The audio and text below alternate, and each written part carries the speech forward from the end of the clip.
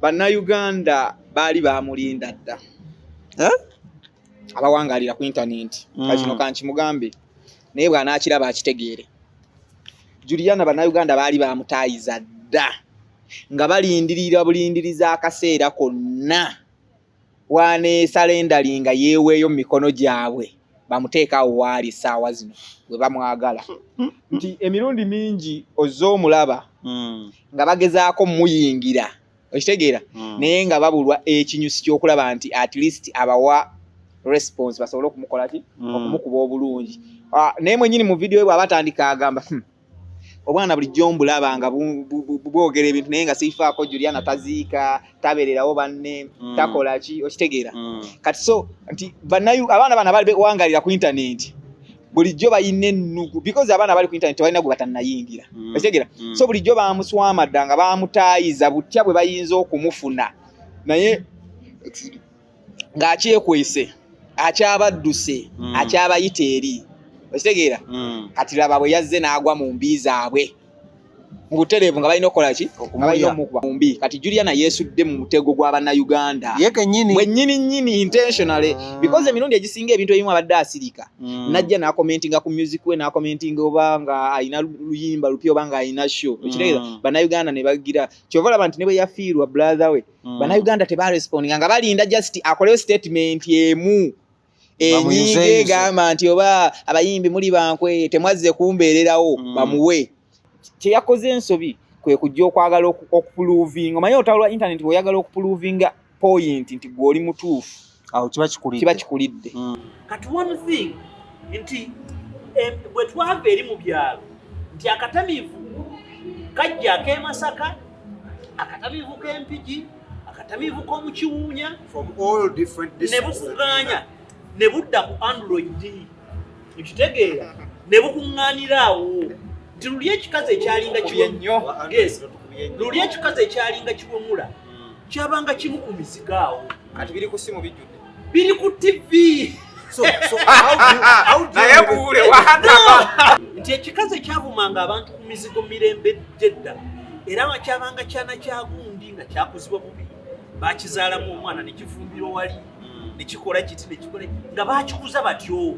olumu nga kyakula. You know, there is a difference between two things. To grow up and to be raised. Okula n'okuzibwa byanjawulo. Kale tubaniriza nnyo wano ku Celeb Jazz nga bulijjo lunaku lwa kusatu mu ggwanga lya Uganda. Ssaawa ziringa nga bw'ozza bakusimye oba ku ssaawa yo wennyini nga twagala obabuuzaako mu ngeri ey'enjawulo. As always mbeerawo n'omukulu Makuliro William nga tugezaako okukuba tooki mu nsonga ez'enjawulo ezigenda mu maaso mu ggwanga lya Uganda. Wanne wali always twasala okubawa deep analysis ebyo muteekako amaaso bye mulaba ne muba temulaba. Nze Kabaka Smith Makko njagala obuuze ku bakulaba. Tukyagendera ddala maaso n'ennamu non-allied movement weeguli mu kibuga ate tunamala tuyingire G77 mikago gy'amaanyi so tukyagenda ddala maaso n'okuba nga twetegereza biki ebigenda okuba nga bituukibwako na buti eggwanga bigenda okuba nga lifunamu. So era ndowooza tukoze obudde bugenzegenze wedda ndi munyonyo omukago ngukwasizza maanyi. Munyonyo ogendayo ngaani? Nasalawo ndi omu ku bannamawulire abeetaaga okuwandiika ku bintu bino n'okubinyumyako. So kyekintwala emunyonyo okubeera nga ngendayo sobole okulaba ebintu bino nkomewo ate mbinnyonnyole bannayuganda biki ebigenda mu maaso naye nga bwetyo bwe tukyali. Technical problem yaddewo ey'obuzindaalo okwekyanga kati byateredde so kati gutambulira ddala bulungi. Kyogamba emizindalo gyasose ekyekyanga bibaamu ebyo bibaamu byonna mu muntu yenna ng'otegeka ekivulo olaba oba nasho ne mutuuka light ne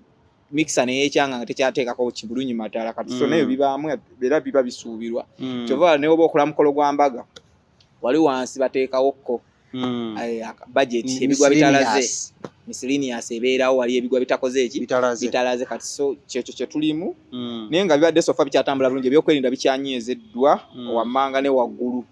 mu ggwanga Uganda naye nga bali batya bali ku Celeb Jazz amanya n'eddoboozi Makko William muzukulu wa Makko kansala omulonde ya Jazz favorite pozo omuyita jjajja wife best friend sister byonna yeye. She's my world. Ali atya? She's very beautiful. Omwana Makko Olako leo tujja kuba ndoza ne Bbuule ke katebe kano bw'anaaba atuuse Mbudde ate atuuse Mbudde yakajja sigalawo nga bwe kali kategere nti twamutegekedde n'atuyisaamu amaaso naye nga ensonga ennyingi zigenda mu maaso. Bbuule akaddiye omuntu bw'akula lumu aba n'entondo omusaasiramu kati omusanga ayinza okuba adde akyali mu kuwandiika ddaama ayina ebirala byagattagatta so obudde buyinza oba bumukutte naye kyetumanyi ali mu kkuba jja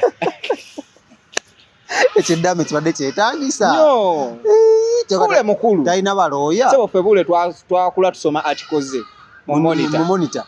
ne wano ku Kampala Sun nga tusoma articles za Bbuule wano yasooka okuwandiika ku Kenneth Mugabi nga gwenda banze nga sinamanya music wa Kenneth Mugabi nga ndaba Gabriele Bbuule nga amuwandiikako kale naffe tuba tuzze ne tumweyungako ku mulimu ate nga naffe mutuga tukoze ekituluddemu kitegeeza Bbuule akaddiiddemu mu system naye nga abantu basimayiringa ku byannaamu kwaba mukulembeze avayo n'agamba minisita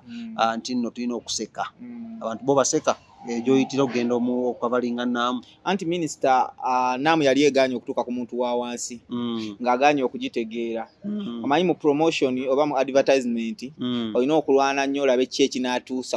ku muntu wa wansi akitegeere so baali balina okucreatingamu ako ka element kokugamba forceful smile okitegeera nti mwenna mulina okusmilinga n'omuntu wa wansi n'agamba naye kati nze atalina kyakulya n'asmilinga ntya kitegeeza eddoboozi aba amaze okukola ki okuliwulira teri asobola smilinga nga talina kimusesezza mu nsi okitegeera kati so tewali nsonga lwaki tuseka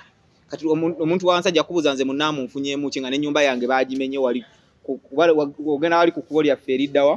eridda emunyonyo bamenya amayumba g'abantu because badde baagala okugaziya drainage system okitegeera zibeere nga zigaziye bulungi bamenya amayumba abalemeddwa okusiiga amaduuka gaabwe baagagaddewo babagaye mujjako mopaka nga naamu ekoze eki nga naamu ewedde kati omuntu gwe bamenyedde ennyumba omuntu gwe bagaddewo bizinensi ye omusuubira otya okusmilinga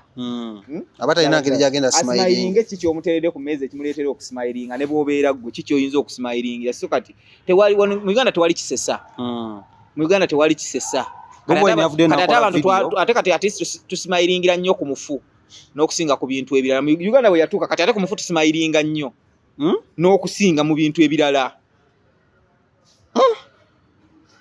nga ki ekibasisa ku mufu what is there to laugh about ogenda ennaku zino olaba muntu bw'afa tutolanga abantu basimayiringa n'amazina ne bazina ne bbiya ne banywa ki Uganda weetuuse ti ate mu kufiirwa katusimayiringe nnyo okusinga ne batugamba nti musimayiringe ku nnamu ng'omuntu bamumenyedde ennyumba bamusenze olw'emyala gwali olabeko omuntu gwe basenda nga tebamusasudde namusasula ne bamenya ennyumba ye n'adda ku street n'abaana ekitegeera oyo n'amugamba otya okusimayiringa abatasobola ki kye bakoze ekyamanyi banatugamba nti bakoze enguudo genda wano mu industrial area wansi mu mukwano oluguudo lwa tebaluye na kolansi bayiye buyimalamu ne balinnya kati balukoze eki malamu era enkuba egenda kuga because drainage system tebazigaziiza era enkuba olunaatonya nga luddamu lukola ki lufa bubi nnyo kati ki ekisimayiringisaawawo kye batukoledde tekibaawo tewali kisimayiringisa kale ndowooza omukulu yavuddeyo n'agamba abasimba ebitooke n'agamba bageze ne basinika ebinnyo ne basinika what is your katono nnyo njagala twekoonewo katono nnyo because that is on the discussion for today nenjagala twekoonewo katono nnyo ate nkimanyi side zeeyo obitegeera nnyo okunsinga mukulu yavuddeyo forces amajja amagatte naye ndowooza engeri gyali nga yaliko amasannyalaze engeri gyali muno yasingako amasannyalaze era speech yasinza okuba quoted waliwo ekinasinisa abantu amannyo oba tekiriiwo nga bw'ogambye so tukirekawo nga bwe yagambye tetulina nsonga lwaki tusimayiringa ddala ki ekisesa mu ggwanga Uganda nga bw'oliraba enkuba etonnya enkuba esesa ng'etonnya amazzi ne gajjula mu mayumba g'abantu ebintu ne bigenda suwegi n'atambula mu mayumba g'abantu abantu ne balwala ebiddukano bibafuukidde ebiddukano ebifuba bibafuukidde ebifuba n'amadagala tegaliiyo tetulina kusimayiringa tokigeza nako wadde naye tusanga osimayiringa ate tulina kukukuba because ki ekisesaawo ekiri awo muna temwenkolokinze ku ddembe ly'omuntu ne minisita yayingidde eddembe lyange because gwe ngamba otya mbu nina okusimayiringa ddembe lyange obutaseka kitegeera so I think kikulaga state ne abaminisita ba president bwe zibanga mu nsonga zonna eziruma bannayuganda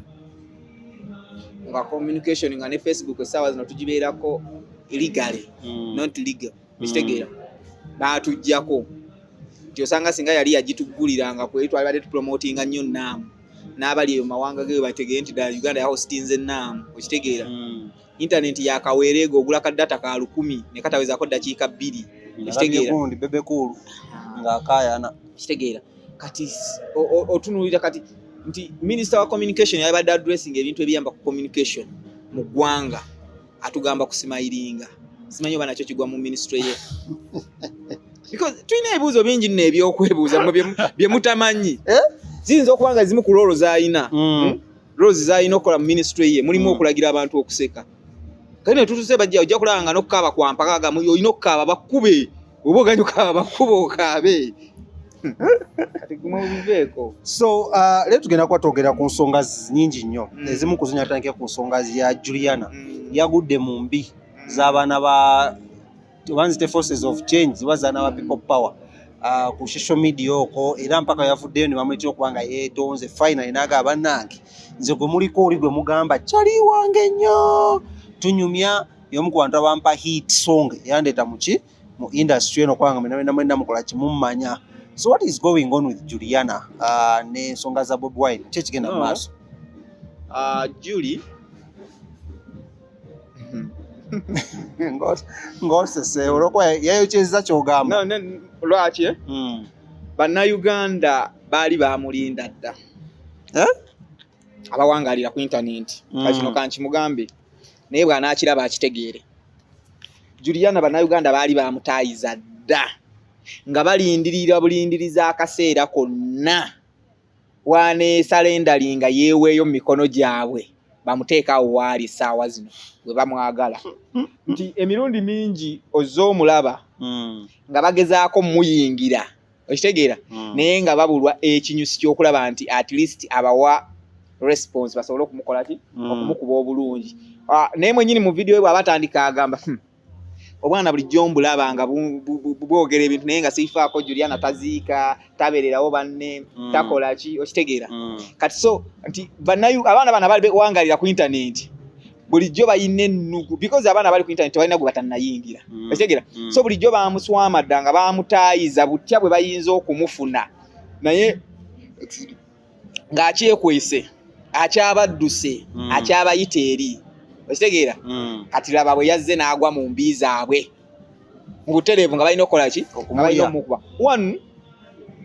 kye yakoze kyabadde kituufu ku ye because buli omu ali entitled his opinion okitegeera so for her opinion kyabadde kituufu ye okuexpressinga ki kyawulira but yakireetedde mu kiseera ekikyamu nti bw'otunuulira mu time we yakoledde ekintu ekyo wabaddewo ka vidiyo ka mukyala Teddy naluswa nga kazzeemu ku vidiyo bukadde bwe yakola nga katambula okitegeera in that period pastor badde bakamukuba ki amasasi okitegeera because amasasi nayo it's an accident kati we yakoze statement ye teyayagadde kujja direct kubalaga nti ayogera ku pastor ne Teddy Bugingo because ndowooza atunidde ka video ka Teddy Bugingo nga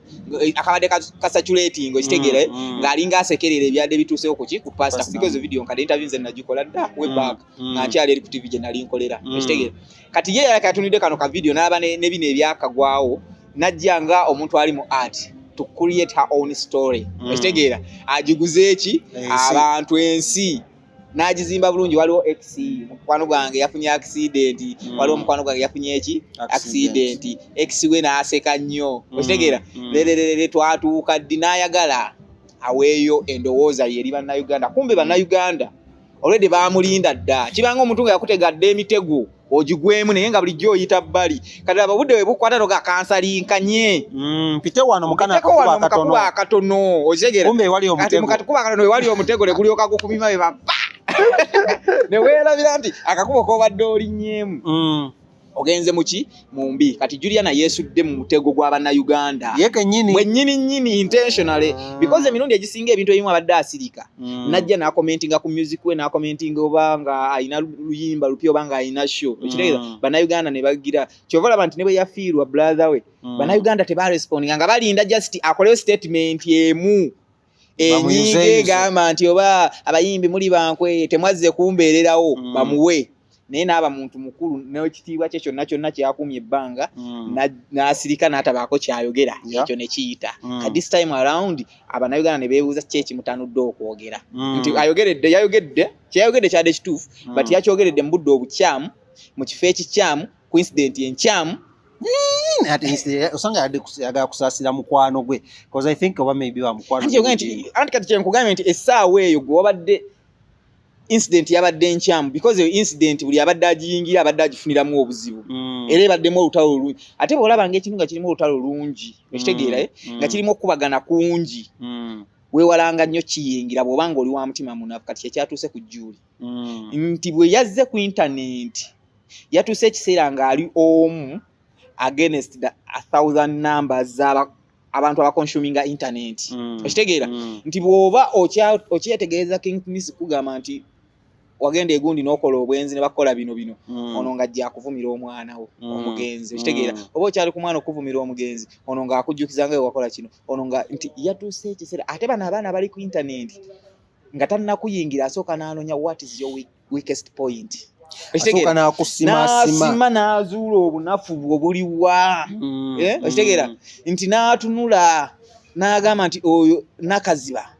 obunafu bwe buno nti singa nakaziba mukwata ku bbeere mba mmumaze okitegeera kyebagize nti Juliana byonna babadde basobola okubimuvuma byonna n'asirika naye bw'okwata ku mwana we yafa atabuka tonudde omutima omuzadde yenna nga yafiirwa omwana nga enfa gye yafamu eyo nti baatuuse ne bamuvuma n'atuuka n'alaba nga it's too much ne yejjusa lwaki yayiddemu kati ate najja akolera ddala ensobi eyisinga okuba ennene nti singa ekyo bwe kyamaze okubaawo bwe kityo ng'eggaali emaze omuyingira n'emutuulamu yasiizinze faya n'agenda ne yeebaka nekisoboka naye muntu anti kati kankubulira ekintu kimu waliwo otuuka ekiseera n'olaba nga olutalo lukulemye togenda luwangula because olutalo lwa internet bw'oba tolina mutwe mugumu nnyo nga bapasita bujinga abo boolaba Bobi Wine bali eni skin tosobola luwangula ofa nalwo okitegeera olina okuba nga wasalawo nga waguma ne bakuvuma naye nga gomanyi nti waguba okitegeera ne bakongokako bokka naye kasita otandika okuzinga omukira n'ozinga omukira mu magulu bwoti bannayuganda oba wadde kye baagala kasi ekyatuuse ku Julie yatuuse n'azinga omukira mu magulu bwati n'akomawo n'atandika obbalaga nti bannayuganda ndi nammwe wanu byayogedde bituufu I remember in 2000 was it 2019 2018 Bobi we bamukwatira Mwaluwa we bakubira Yasini Kawuma amasasi nze twabeeranga emagere eyo wa Bobi remember nali nkyali ku tiimu y'abamawulire b'e Kasangati naffe tusinga okulipotinga ebiva ekyadonde eyo Kasangati biki Juliana y'omu ku bayimbi yali ndowooza Juliana Irene Namatovu ono omuwala yali Muswangizani Irene Ntale n'abakazi abalala bangi ndi ku bakazi baali bangi nti abajja ewa principal Juliana baleetera babbi ebintu baleeta enkoko amatoke byayogedde bituufu bye byadda naliyo nabiraba baakyala era ne bakyalya babbi ne bamuwa ebintu kikutegeeza nti yali avaluwenga omukwano gwe era akyaguvaluwenga ne Bobi Wine ne famire ye okitegeera byayogedde bituufu but kyeyakoze ensobi kwe kujja okwagala okupuluvinga omanyi otawulwa internet oyagala okupuluvinga point nti gw'oli mutuufu awo kiba kikulidde oba omaze okukkiriza era kati yamaze okukkiriza n'akwata ne yeewaayo mu mikono gy'abantu ba internet nti yewaddeyo ku musalaba oluvannyuma lw'okujja n'agamba nange ebibi ebigenda mu maaso mbiraba bo basigala bakubuuza okay ebigenda mu maaso obiraba naye kiki kye wali okozeewo mbadde nkugamba nti kati bannayuganda batandise omubuuliza bw'obanga injustice eziri mu ggwanga oziraba era obadde obi lwaki obadde tovangayo commentinga ku zo bannayuganda babadde babanja abantu baabwe bawambiddwa lwaki obadde tovangayo kuboogerako abantu bangi battiddwa incident yaliwo mu November wa 2020 okitegeera bwebanga incident yaliwo mu November 2020 abantu battibwa abantu baakaba nga tetwalaba ku post yo okitegeera bw'oba ogamba nti ddala osidelininga n'abantu ebirimu bannayuganda okola ki obiraba nga tetukulabanga ku post yo ngo gabannaayi lwaki abantu battibwa lwaki abantu bakola anti because gwe watugambye nti oli naffe okitegeera era ebikuba yatuse n'akola point n'agamba n'omwana wange okutuuka omutwala e Nairobi omusawo yamala kuŋŋamba nti wano Uganda tutemeddwa we don't have enough facility tetulina facility nnungi zisobola kukola kuki ku mwana wange n'afiira ku mawanga naye ng'ate okitegeera kitegeeza byonna obadde obiraba nti abantu bakaba eddagala teririiyo eddagala libbibwa kino naye obadde tokola ki tobyogerako lwaki obadde osirise ate ng'oga nti just oli mukwano gwo ebbanga ly'omulabye ng'alwanirira kambuuzeemu ekibuuzo kwanza eno story mu kugiraba nadde neewuunya gye twandise twist yayo yabaddewa etwist ng'ate okuva ku story ya Juliana eya boyfriend ne girlfriend ne ex okugiza ate ku side ya Bobi Wine wenjagala okumanyaawo ya twistinze etya amangu ddala kubanga mu post ya Juliana teyabaddemu nnyo okulaga bintu bya Bobi Wine yadde eraga lugero lugambye lwa pastor ne mukyala we ne ex ontegedde bunyi ba deep state talina kujja mu shallow state kujja ate ku nenyoono okitegeera olina sigalayo naye biba bikuluma because bwe biba bikuluma gwe nga tonajja kutunenya genda osaasire mukwano gwo bino ebirala bireke okitegeera nga bwogambye nti nagenda wa Bobi ne mukyalira ne mutwalira ebintu noono mukwano gwe yafunye accident genda omusaasire naye ebirala bireke anti ayinza okuba otya ogenda wa mukwano gwo musaasa because waliyo kamera naye wali wa Bobi tewaliwo nnyo kamera nyingi ate zaizawe zaali zisinga anti zaali nyingi naye nga zisobola okubeera kubanga bagana kino kigenda kifaananyi temubikuba mubireke by that time buli kimu ate kamera zaali zitunudde nnyo because incident kugambye yali mu Arua nga yafiiriddeko n'omuntu nga n'omulambo tegunnatuuka Kampala kan Juliana validate kino naleetebwa ekifaananyi oba ki ekiraga muno yagendayo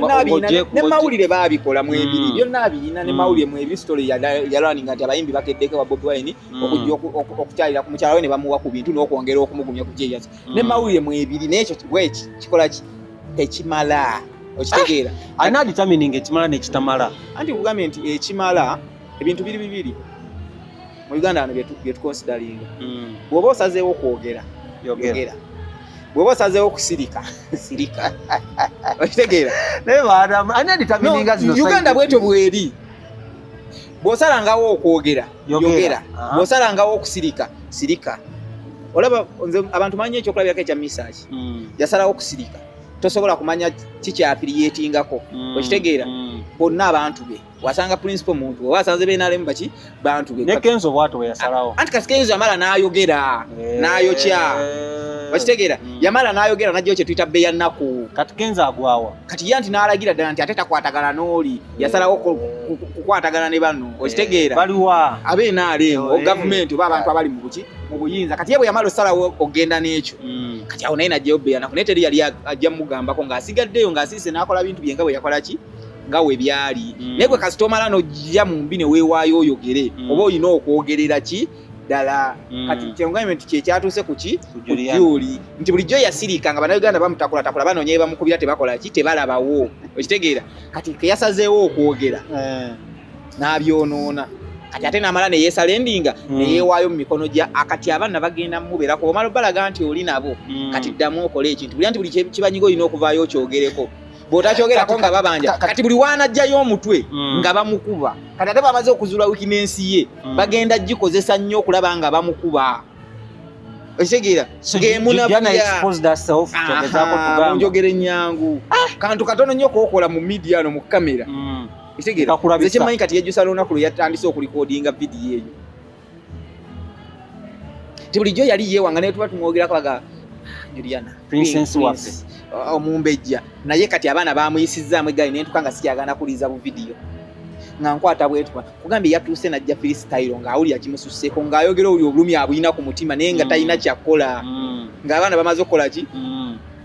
bamaze okumuyiwamu eggaali kino kiddayo ku kiri kyewagamba ekya basiribu baffe okubanga beetaaga PR team nga tonna bafulumya vidiyo yonna erina kusooka kutunulwamu ne basooka bakubulira consequences ki ezigenda okugivaamu birungi ki byoyinza ogifunamu na bibi ki era bw'enaaba egenze bubi nnyo at what extent era singa enaaba egenze at that extent tusobola tutogikontrolinga ekitegeera damage control tugenda gikola tutya ani alina ogiyimiriramu okulaba nga damage control tebeera was because nze singa yabadde ne PR omulungi yabadde amugamba ke bakuyingidde keep quiet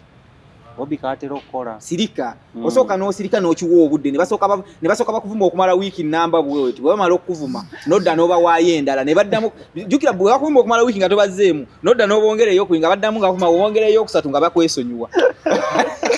tebandirowooza nti Juliana ayagala kwekuumira mu mawulire naye kati gwe buli woogenda on the same pace with them tosobola kumalako nabo Lwaki? Tosobola because nkugambye oli one man's army against the thousands of people botamanyi. Nalabyeko omunga akola video nga amteekako allegations z'okugenda ebweru ne yeetunda nusu mutwalo obagwa dola obagwa pound obagwa kinze simanyi naye nga yamulaga nti yagenda eyo ne yeetunda okitegeera kati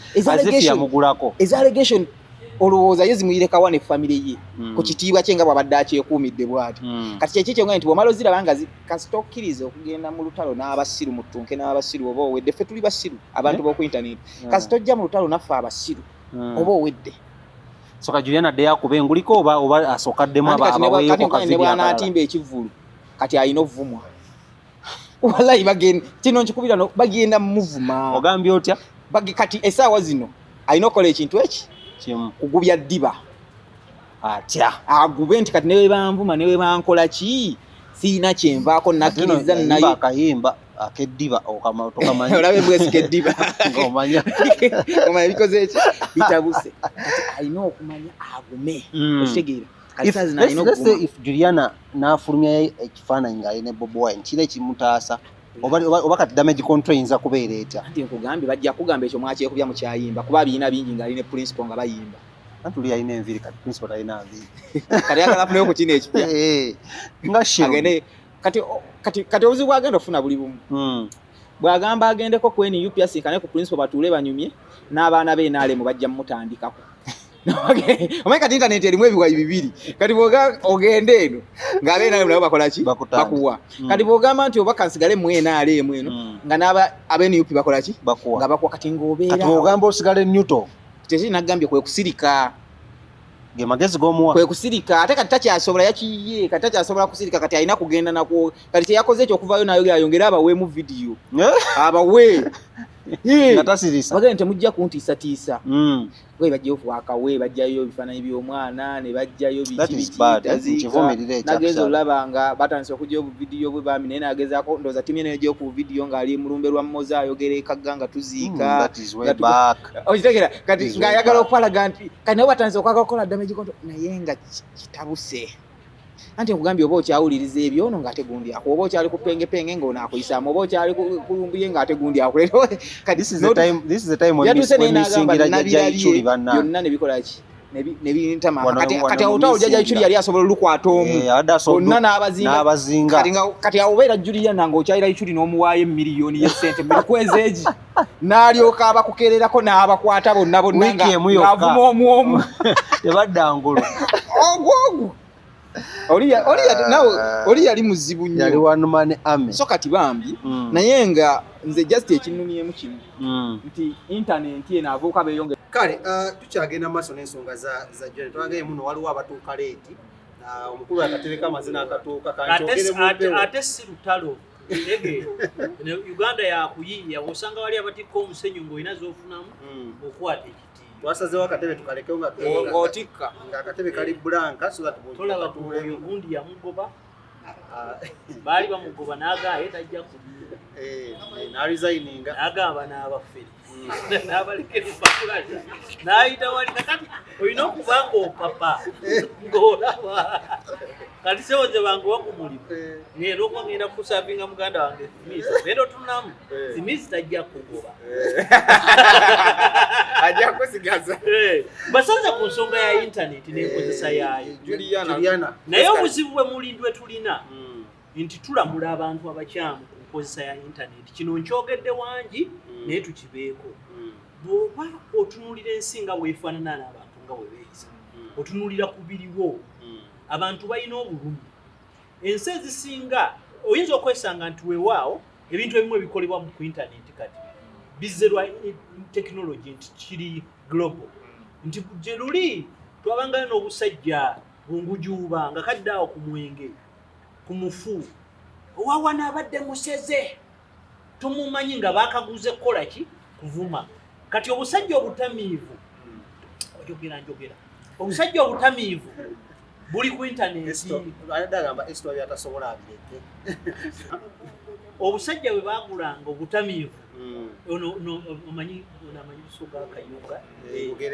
ulegereyo omanyi nowabangayo akasajja nga ku buli mufu kubako akasajja kebawadde sente ajje kawolokose lekagamba abo abantu b'amakuliro tebaziika ne kugundi bawa amaboko matono tebasula kunyimba tebwabanga muno busajja mbuno sima bukamidde nnyo wabanga yakokyezaayo era ngaako mulimu gwako okuyisa message era message ezo tezabanga innocent lwakuba ate kyatuuka ekiseera eneso ekitibwa Charles Peter Mayiga yatunyonyola nti ku buli lumbe kubako akatamiivu akabeera wali kaswane koogera ebyekiralulalu naye Buganda yakyuka akatamiivu ako kaba noise naye tebakatwala ki serious kati tetukyalina katamiivu tulina butamiivu ekitegeera nti bamugula akatamiivu ne kagenda n'omuntu ovunaanyizibwa ne kabeereyo ne kadda tikakati ndi wano n'omukulu tebamutemye twale bamusazisiza jirita kembaga Bwiino mu luzungu kyetubayita bukola kyetuyita social media panditry kubanga mu society mwe tuli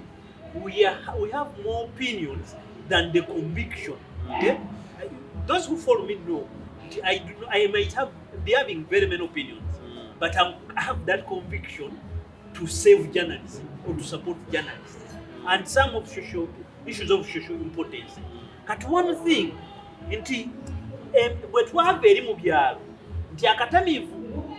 kajja ak'emasaka akatamiivu k'empigi akatamiivu k'omu kiwuunya from all different districts ne bukuganya ne budda ku Android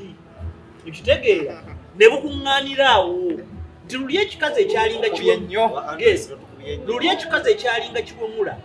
kyabanga kimu ku mizigo awo kati biri ku simu bijjudde biri ku TV. So how do you Bbuule wahata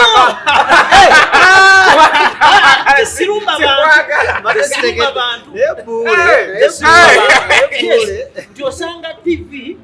nereta omwana najjawo omusajja nga yazze yabalaza akabina mu public ne mu program namba TV y'abantu nalina bijjono gye yali baletako omusajja we yagambye ffe tujja kuba kibooko tujja badda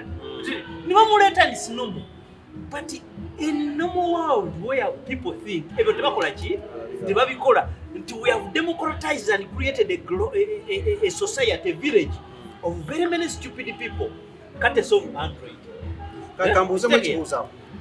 simulula ebiyiika bye yagala kookina akulembedde obuze eddawa obutuluyiwa kakati obuntu buno ekyabwongera nti luli bwalinga butono nti ekikazi ekyavumanga abantu ku mizigo mirembe gyedda era nga kyabanga kyana kyagundi nga kyakuzibwa bubi bakizaalamu omwana ne kifumbira wali ne kikola kiti ne kikola nga bakikuza batyo olumu nga kyakula. You know, there is a difference between two things. To grow up and to be raised. Okula n'okuzibwa bya njawulo. Era tumujja kunenya abantu naye nga munnanga oli eyakula. Enkula ya ssere tefaanana na ya bijanjaalo. Ebijanjaalo babikoola, ssere tebamukoola. Ennaku zino nawulira ebijanjaalo babifuuyira. Ffe ku mulembe gwaffe tetwafuuyiranga na bijanjaalo. Okitegeera? Kakati y'embeera gye tukola ki? Gye tulimu. Kakati kyekirala kye kugamba nti even problems of society in other countries where people do not over tweet, do what, social media, TikTok, abuse people, they do things, they have, you know, tukiyita civic space. Nti bo bateekawo civic space emala. Jonna badde ntunuulira omusajja ali mu America nga yaguze emmotoka ye James General Motor Corporation wano gye muyita ziddabo cabin naye nga yakika General Corporation ng'ataddeko ebigambo FF word be there nga president ebigambo byamuwemudda bijjuze emmotoka naye ng'avuga bulungi n'agenda byonna naye wano n'otandika okuwandiika ekigambo ne buwandiika ku takisi yo nti president Museveni agende ogenda okudda nga emisumaali gye bakubye mu ngalo ojja owerabidde erinnya lyo naye ng'owandiise buwandiisi bigambo because the civic space in our society has shrinked. Nti edda twabangako ne bagundi ba Gion Ken James najja nga babeera mu bya studio Migawolde n'agenda mu mayuuni era wano entobaze ye kati ye ebintu bino bijje naye gattagattako abantu kati abo bandikuvumye ku social media oba ku TV ekyabwe ne kikola ki ekyo kyavaawo ekitegeera nti kati ne bwe poliisi ne poliisi kati bw'oyagala okutegeera nti poliisi nnene nyingi bakubire Bwiino wano bagambe nti bagambe nti ogenda kubeera ku National Theatre Yagambye agenda simba ebitooke. Ne munnamu evaayo. Yagambye agenda simba ebitooke. Ne wagamba nti agenda munnamu. Okitegeera? Nti buze Bobi Wine agenda munnamu. Oyinza okugamba wo zone. Okitegeera? Nti kati wo bano baafuuka balema. We bali tofunyizaawo ki? Lunwe. Kakati ekiriwo kiri nti civic space shrinked. People can no longer demonstrate. People have no right to speak. That's why nti omuntu ebiseera ebisinga bw'otunuulira abantu abavuma abantu ku social media abasinga. Omanyi bali ali mu Gulf. Kati ate aba Europe tebavuma. Lwaki? Bwe mpulirayo omuntu ali ku social media ye Europe avuma.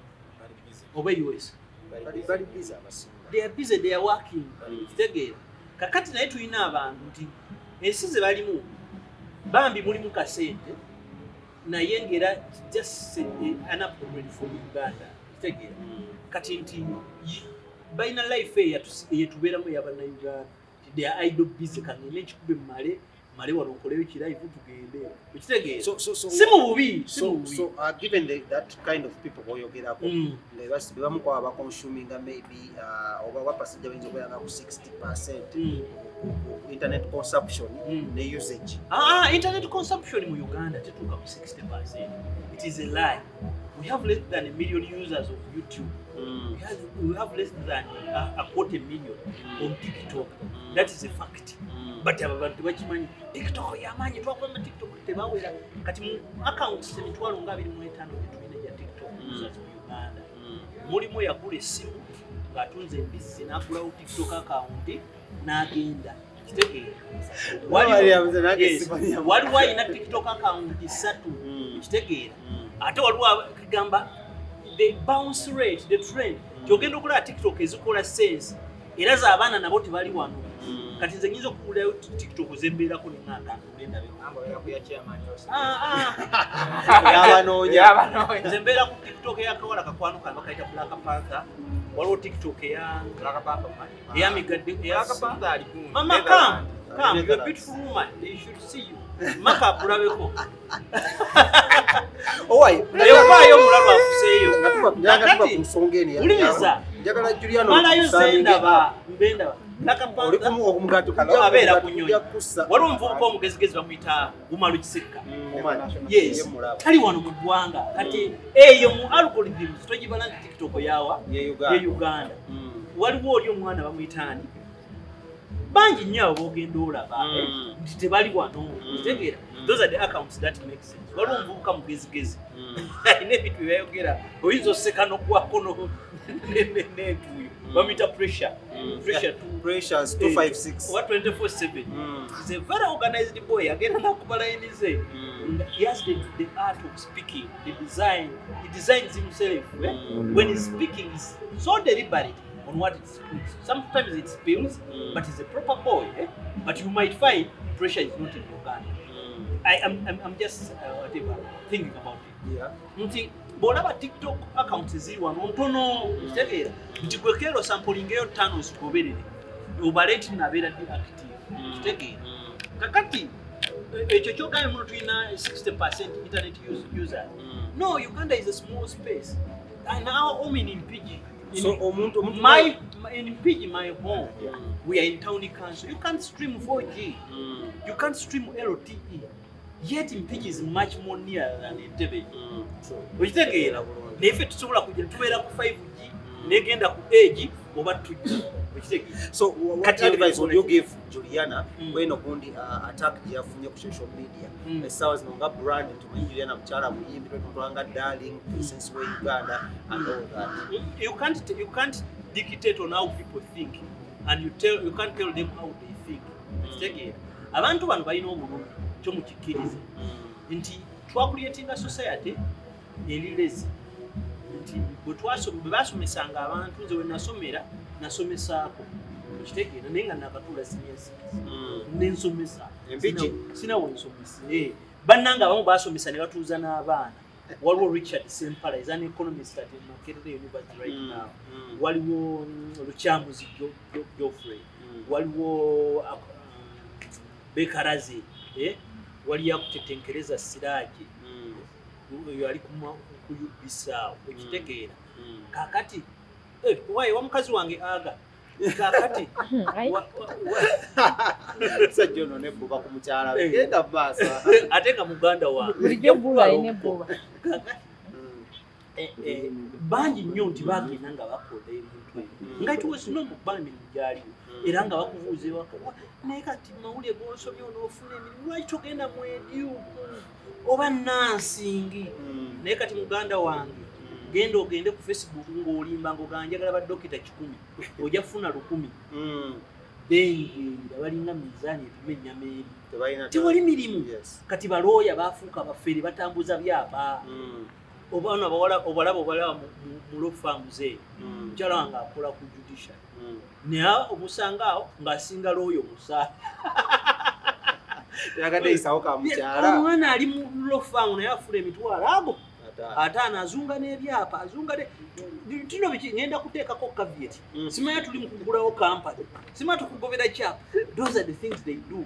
naye nga looyo asoma emyaka gye bambi 5 oba emeka eyandibadde akola omulimu ogulimu amagezi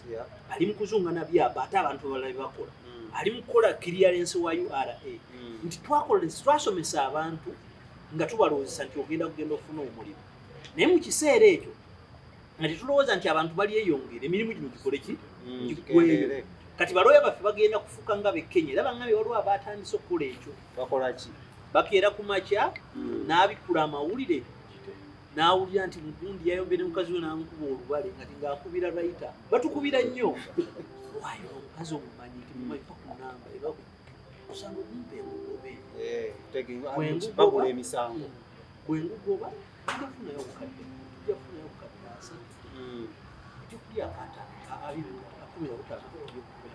bibakola wano mu Uganda nti wassa omuntu looya yakusooka ku mulyango tomunoonya katategeera ate webagwa mu famire nnene ne bategeera nti mulimu oluseke alla looya y'omu yagula abamawulire bannaye mu kikube mugambe nti no keesi eri bweti yagula mu mawulire abakumamu yagula amawulire abazikiza ufune tokability kusobola okubanga waguyingiramu era kwego kati olaba Uganda waffe kiwanuka malema birizi byakola ebyokubeera nga yenyiga mu musango ebya Kenya, Malawi, Zimbabwe, South Africa byatuuka dda yatusookayo yakola research yatusookayo dda kati akalala akaliwo kakuba nti no gavumenti erina okuzuukuka abantu bano ne bafuula kitegeera kati abantu bano tubagamba nti basiru bagezaako abaana bola abagenze ebweru si balabe aba baana bagenda ebweru okukola ki olwokuba nti wano kiganye omwana bali eye waka mama mugaye genda okole amasa manyi byokugula amasa mu kikuulu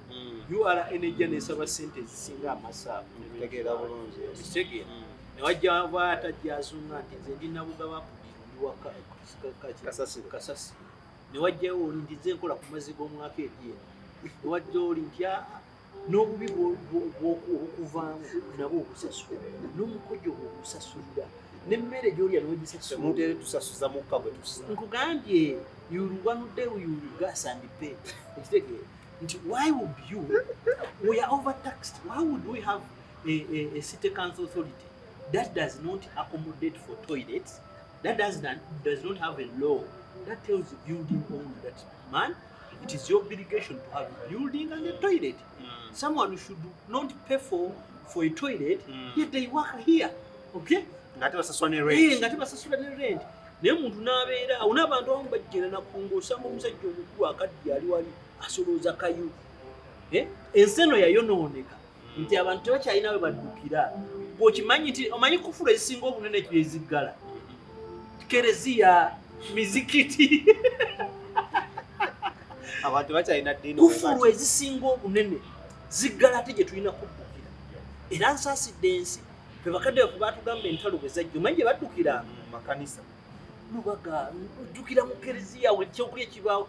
naye kati bajja tukubira amasasi ku miryango gy'amasinzizo kubanga we do not have choice essuubi lyaggwawo essuubi lyaggwawo kitegeera. Naawe nyewe wegende ku kisuubi nzijukidde ka video ya Bobo Wine badde doing rounds ey'okugaana abantu okuseka n'okusimba ebitooke. Tutuuse ku ekyo yabagenda mugeza ne musinika. Omanyi naye ng'ate Juliana abaana baamusinikidde bamuyisaawo binnyo ku social media. NRM erina abantu abamu naye bwe balondawa naffe tetumanyi ne tulaba abakulembeze n'ogamba bo bamulonda ate minisita nolaba omuntu ng'asaana kuba RDC naye nga minisita ng'asaana kuba LC2. You can't tell the public nti bannange museke abagenyi bazzi. Are you telling your children? You can't tell people how they behave. Abantu beeyisa bati ekyo tekisoboka, tokisobola, si buvunaanyizibwa bwo.